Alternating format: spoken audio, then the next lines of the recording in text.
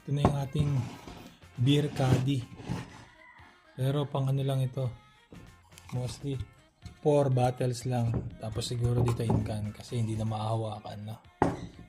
Siyempre pag beer caddy, hindi siya pwedeng mawalan ng bottle opener.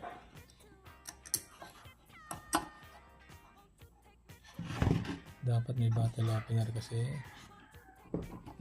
yun yung purpose nating beer caddy.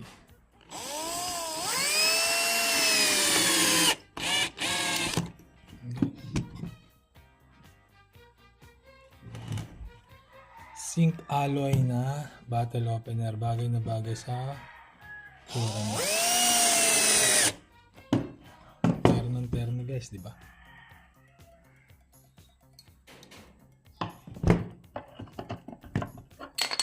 Effective.